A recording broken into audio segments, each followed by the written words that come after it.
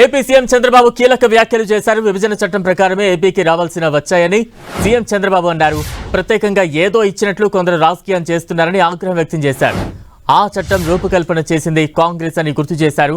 కేంద్ర జలశక్తి మంత్రి సిఆర్ పాటిల్తో సమావేశమైన చంద్రబాబు పోలవరం ప్రాజెక్టుపై చర్చించారు. దాదాపు 40 నిమిషాల పాటు సమావేశం జరిగింది. పోలవరం ప్రాజెక్టు మొదటి దశకు అవసరమైన 12,500 కోట్ల ప్రతిపాదనలను కేంద్ర మంత్రివర్గం వెంటనే ఆమోదించేలా చూడాలని కోరారు. ఏదో ఇచ్చారంటున్నారు. ఇచ్చిందేమిటి? బైఫర్కేషన్ యాక్ట్ ఉండేది, అమరావతి బైఫర్కేషన్ యాక్ట్ లో ఉంది, పోలవరం బైఫర్కేషన్ యాక్ట్ లో ఉంది, backward areas development bifurcation act లో ఉంది, క్యాపిటల్ ఇన్వెస్ట్మెంట్ ఉంది, స్పెషల్ స్టాటస్ ఇస్తున్నప్పుడు హామీ ఇచ్చారు ఏది కాంగ్రెస్.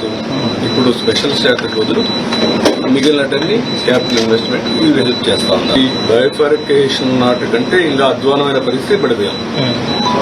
అప్పుడు పరకాటం కింద తగ్గిపోవడం, పోలవరం నాశనం అయిపోవడం, అమరావతిని నాశనం చేయడం, ఇండస్ట్రీ పారిపోవడం మొత్తం జరిగింది. ఇప్పుడు ఎన్డీఏ మీద ఒక నమ్మకం పెట్టుకుని ఓట్లేసారు. ఏమడుగుతున్నాం మనం? దీన్ని రీబిల్డ్ చేయడం కోసం ఏదైతే బైఫర్కేషన్ అన్యాయం జరిగింది అవన్నీ ఇస్తే నేను నిలదొక్కుంటాను అడిగాను.